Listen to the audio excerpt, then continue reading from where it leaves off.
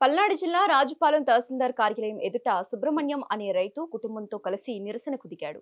తమ పొలం అడంగలను ఆన్లైన్లో ఎక్కించమని ఎన్నిసార్లు దరఖాస్తు చేసుకున్నా రెవెన్యూ సిబ్బంది పట్టించుకోవడం లేదని ఆరోపించారు.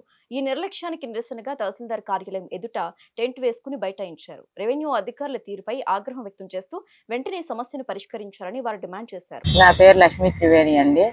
రాజుపాలెం మండలం, రాజుపాలెం గ్రామం. మేము మా ఎంఆర్ఓ ఆఫీస్ ఎదురు టెంట్ వేసి కూర్చున్నాం.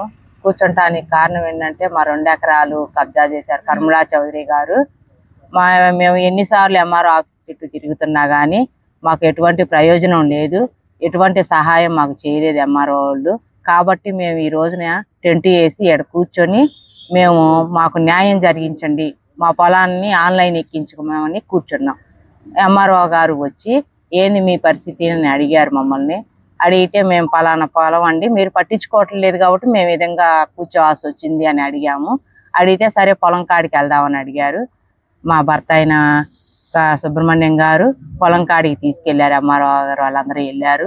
వెళ్ళిన కాడ పక్కన వాళ్ళని అడిగినా కానీ వాళ్ళు మేము 13 సంవత్సరాల కానించి ఉంటున్నాము పలానా అబ్బాయి కందేస్తున్నాడు అని చెప్పినా అవునా అవునా అని గుచ్చి వాళ్ళని ఎట్టబడితే అట్ట అంటే నిజమా కాదా అన్నట్టు తికమక్కగా చేస్తుందండి, బెదిరిస్తుంది.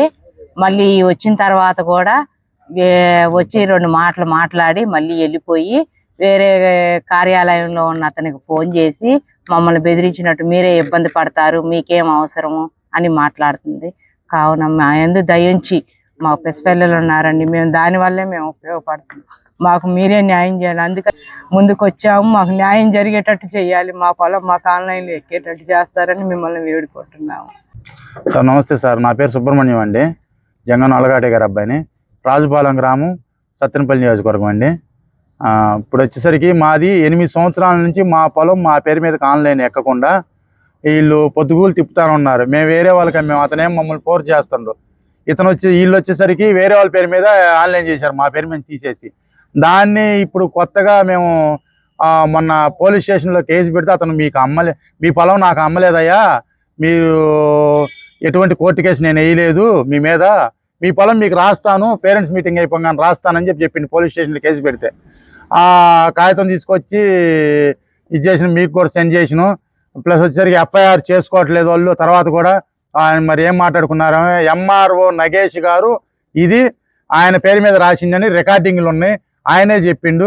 ఆ రికార్డింగ్లు కూడా మీకు ఇచ్చేస్తాను, నా పొలం నాకు దయచేసి నాకు ఇప్పించి. ఆయన పొద్దుగులు బెదిరిస్తుందండి, నన్ను సంపుతాను ఇచ్చేస్తానని చెప్పేసి. అంతకుముందు 4 వచ్చి తన్నారు అప్పుడు షేలో. ఇప్పుడు సంపుతాను బెదిరిస్తుండు. ఇప్పుడు ఏంటంటే వీళ్ళ వల్ల నాకు నా కుటుంబానికి ప్రాణహాని ఉందని నేను మరీ మొరపెట్టుకుంటున్నాను సార్. అంతేకాదు నా పొలం నాకు ఆన్లైన్ ఎక్కించి నన్ను ఒక దారికి చేయండి సార్. నేను పేద కుటుంబం అండి, డబ్బున్నోడిని కాదు, డబ్బు బలంతో అతను ఇచ్చేస్తున్నాడు. గవర్నమెంట్ టీచరు కరీముల్లారావు చౌదరి అని అతను గవర్నమెంట్ టీచరు నా పొలాన్ని 2 ఎకరాలను ఆక్రమించి నన్ను ఇబ్బంది పెడుతున్నాడు. ఈ రోజు కూడా ఎంఆర్ఓ గారు పొలం దగ్గరికి వచ్చి చూశారు అంతా చేశారు. ఇప్పటికి నువ్వు ఇబ్బంది పడుతూ నువ్వు తప్పుగా అంటున్నారు ఎంఆర్ఓ గారు నన్ను బెదిరిస్తున్నారు. మరి నేనేం చేయాలి? బెదిరిస్తున్నారో లేకపోతే నాకు సలహా ఇస్తున్నారో తెలియట్లా, ఇబ్బంది పడతావయ్యా అని. మరి దాని గురించి మీరు ఏదో ఆలోచించి నా పొలం నాకు ఇప్పించాలని డాక్యుమెంట్స్ మొత్తం ఉన్నాయి, అన్నీ మీకు సెండ్ చేస్తాను. నాకు దయచేసి నాకు ఇప్పించమని మరీ మనస్ఫూర్తిగా కోరుకుంటున్నాను. 85 సంవత్సరాలు ముసలోడండి మా నాన్న. ఆయన కొంచెం ఆలోచించండి సార్. ఈ టైంలో ఆయనకి టెన్షన్ ఏందండి, షుగర్ ఉంది, హార్ట్ అటాక్ ఉంది, బీపీ ఉంది అతనికి. ఆయన ఇబ్బంది పడుతున్నాడు సార్. కొంచెం ఆలోచించి మమ్మల్ని కనుకరించండి సార్.